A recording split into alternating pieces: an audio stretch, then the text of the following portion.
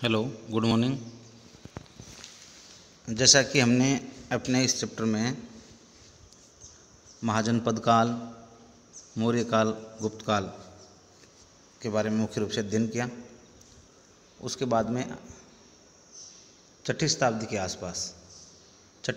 के आसपास भारत में वर्धन वंश का आविर्भाव हुआ, पुष्यभूति वंश का आविर्भाव हुआ। उसके बारे में अपन आज के अपने इस चैप्टर में पढ़ेंगे कि छठी शताब्दी के आसपास दिल्ली के निकट एक जगह थानेश्वर, उस थानेश्वर के आसपास के जो पुष्यभूति के आसपास रहने वाले जो शिव उपासक थे, उनके द्वारा इस वंश का प्रारंभ किया गया, स्थापना की गई, जिसे वर्धन वंश या पुष्यभूति वंश के नाम से जाना जाता है।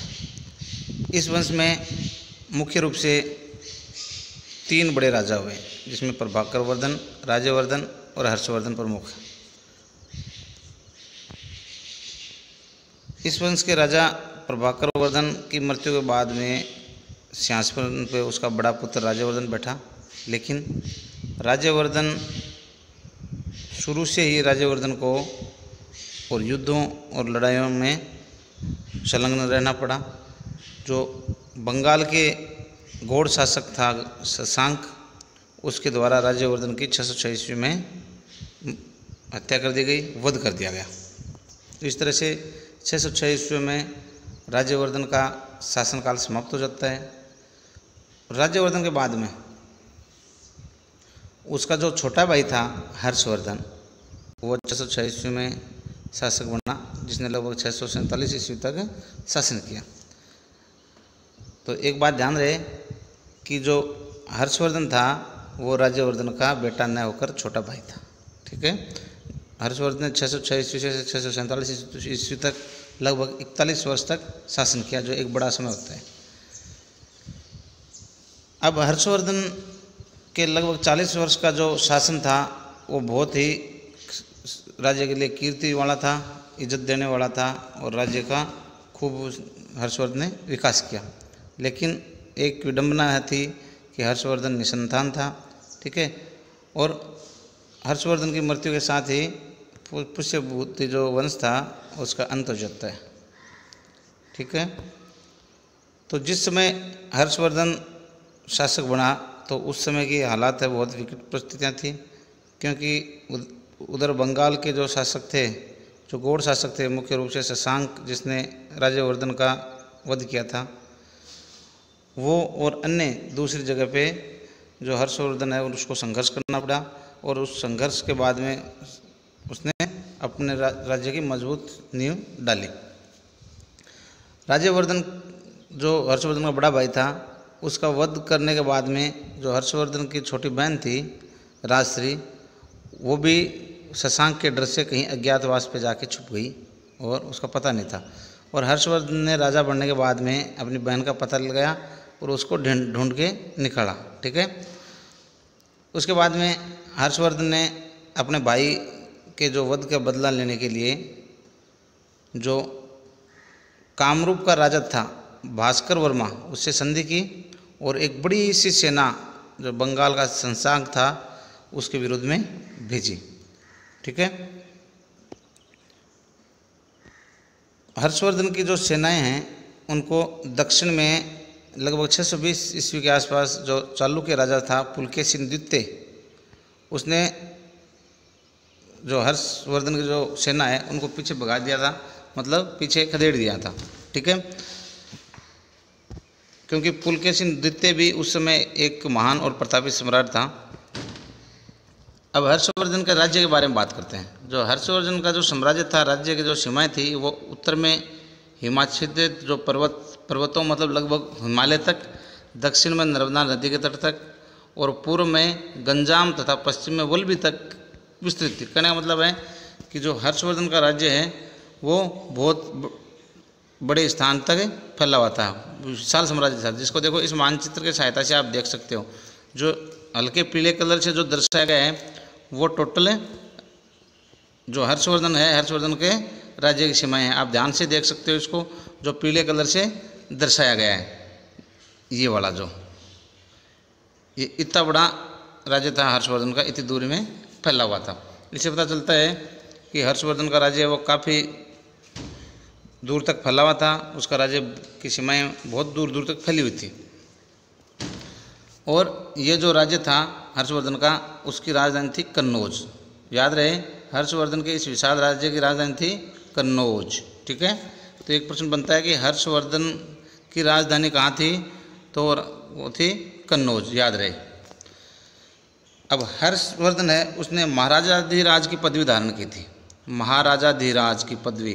तो एक प्रश्न ये भी होता है छोटा कि हर्षवर्धन ने कौन सी पदवी धारण की, महाराजाधिराज, मतलब राजाओं का भी महाराजा। ठीक है, जो हर्षवर्धन है वो शिव और सूर्य का उपासक था, शिव और सूर्य की भक्ति करता था, उपासक था। ठीक है, और आगे चलकर उसका जो झुकाव है वो बौद्ध धर्म के महायान की ओर हो गया था। देखो, समझने की कोशिश करना कि शुरुआत में जो हर्षवर्धन है वो शिव और सूर्य का उपासक था, भक्त था, लेकिन बाद में धीरे धीरे आने वाले समय में उसका झुकाव है वो बौद्ध धर्म की जो महायान शाखा है उसकी तरफ है, उसका झुकाव हो गया था। उसके बाद में जो हर्षवर्धन है वो हर 5 वर्ष के बाद में प्रयाग में गंगा और यमुना का जहाँ संगम होता है वहाँ पर एक महोत्सव करता, और उस महोत्सव में काफ़ी दान और पुण्य का कार्य करता। तो एक बात ये नोट कर लेना आप कि वह कौन सा सम्राट था जो प्रति 5 वर्ष के बाद में गंगा यमुना के संगम पे महोत्सव करता और दान पुण्य करता, तो वो था हर्षवर्धन। ठीक है, अब हर्षवर्धन के समय में जो हर्षवर्धन ने जो छठा जो महोत्सव किया था उसमें चीनी यात्री हेनसांग शामिल हुआ था उसमें। तो ध्यान रहे कि प्रश्न नंबर 1 कि चीनी यात्री हेनसांग भारत किस शासक के समय में आया, तो ये तो बात हो गई हर्षवर्धन के समय में आया। और कब आया कि हर्षवर्धन का जो छठा महोत्सव था उस महोत्सव में शामिल होने के लिए आया था। अच्छा, अब हर्षवर्धन की शिक्षा की बात करते हैं, शिक्षा और संस्कृति की बात। हर्षवर्धन ने संस्कृत में नागानंद और रत्नावली तथा प्रियदर्शिका नामक 3 घोषणा की। देखो, इससे पता चलता है कि जो हर्षवर्धन है वो साहित्यकार भी था, लिखने का भी उनको शौक था। तो हर्षवर्धन का मुख्य रूप से 3 नाटक प्रसिद्ध हैं जो उनके द्वारा लिखे गए। पहला है नागानंद, दूसरा है रत्नावली और तीसरा है प्रियदर्शिका। ठीक है, तो ये 3 नाटक हैं, ये हर्षवर्धन के द्वारा लिखे गए हैं। ठीक है, इसके अलावा हर्षवर्धन ने बाणभट्ट की जो कादम्बरी वो हर्षचरित के लेखक। ठीक है, मयूर, सुबंधु, मातंग दिवाकर, ईशान आदि विद्वानों और चीनी यात्री हेनसांग को आश्रय प्रदान किया। मतलब खुद तो साहित्यकार थे ही, हर्षवर्धन ने खुद ने 3 नाटक लिखे थे, जो देख लो उनके नाम एक बार फिर वापस देख लो, नागानंद, रत्नावली और प्रियदर्शिका। इनके अलावा हर्षवर्धन ने जो विद्वान थे उनको भी आश्रय दिया, जिसमें बाणभट्ट है, जो कादम्बरी व हर्षचरित नामक लिखी थी। बाणभट्ट की लिखी हुई ये 2 रचनाएं हैं। ठीक है, तो हर्ष ने बाणभट्ट, मयूर सुबंधु, मातंग दिवाकर, ईशान और चीनी यात्री हेनसांग, इस तरह के विद्वानों को अपने दरबार में आश्रय दिया था। कहने का मतलब है कि खुद साहित्यकार होने के साथ साथ वो विद्वानों का आश्रयदाता भी था। एक बार वापस देख लो, हर्षवर्धन का जो साम्राज्य है वो इतनी दूर में फैला हुआ था, जिसमें राजस्थान का भी लगभग आधा हिस्सा शामिल है। ठीक है, लगभग गुजरात संपूर्ण है। ठीक है ना, ये काफ़ी बड़ी सीमाएं थी हर्षवर्धन के राज्य की। एक बार वापस आप देख लो, या आपकी बुक में भी आपको मानचित्र मिल जाएगा। ये जो है ये सीमाएं हर्षवर्धन के राज्य की हैं। इसके साथ साथ आपकी बुक में हर्षवर्धन का एक चित्र भी दिया गया है, ये सम्राट हर्षवर्धन के चित्र।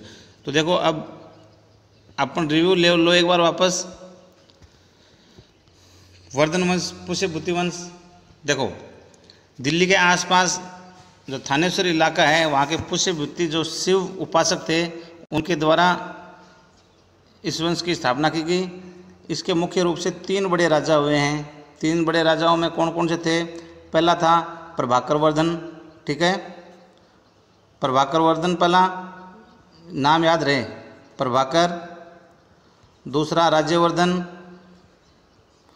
और तीसरा ये जो अपन पढ़ रहे हैं महान हर्षवर्धन। ठीक है, इस तरह से मुख्य रूप से 3 बड़े राजा हुए हैं। प्रभाकर वर्धन के जो मृत्यु के बाद में राज्यवर्धन शासक बनता है, उसका बड़ा बेटा, लेकिन राज्यवर्धन को शुरू से ही युद्धों आदि में संलग्न रहना पड़ता है, जिसके कारण अंत में जो बंगाल का राजा है शशांक, ठीक है, शशांक के द्वारा जो राज्यवर्धन है उसका वध कर दिया जाता है। उसके बाद में वध करने के बाद में जो हर्षवर्धन है, जो राज्यवर्धन का छोटा भाई है, वो शासक बनता है। शुरुआत में उसने काफ़ी संघर्ष किया, लंबे समय तक उसने लगभग 40-41 साल तक शासन किया, 606 ईस्वी से लेके और लगभग 647 ईस्वी तक।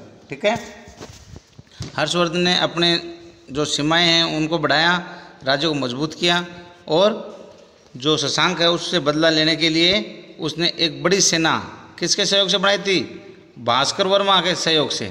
ठीक है, कामरूप का जो राजा है भास्कर वर्मा, उसके से संधि करके उसके सहयोग से एक बड़ी सेना बना के शशांक के विरुद्ध भेजी थी। और एक प्रश्न ये ध्यान रहे कि हर्षवर्धन की सेनाओं को पीछे खदेड़ने वाला राजा कौन था?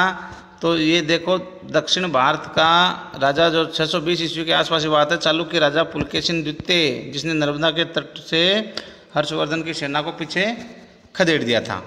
ठीक है, तो ये रिव्यू हो गया। इसके अलावा हर्षवर्धन की आगे की बात करें तो वो उसने महाराजाधिराज की जो उपाधि है वो धारण की।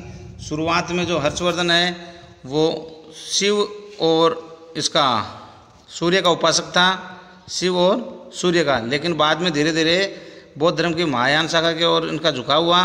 प्रत्येक 5 वर्ष के बाद में ये एक प्रयाग में गंगा और यमुना के संगम पे महोत्सव करते थे, जिसमें दान आदि किया करते थे। और उसी समय में छठे महोत्सव में चीन यात्री हेनसांग है वो भारत आया था। ठीक है, हर्षवर्धन खुद विद्वान थे, उसने संस्कृत में नागानंद, रत्नावली और प्रियदृश्य का नामक नाटक लिखे। इसके अलावा उन्होंने अपने जो राज्य है, अपने जो दरबार है, उसमें बाणभट्ट, मयूर, सुबंधु, मतंग दिवाकर, ईशान और हेनसांग जैसे विद्वानों को शरण दी, आश्रय दिया। तो इससे पता चलता है कि वो खुद साहित्यकार भी थे और साहित्य प्रेमी थे। हर्षवर्धन के राज्य को आप भारत के मानचित्र में देख के समझ सकते हो। ठीक है,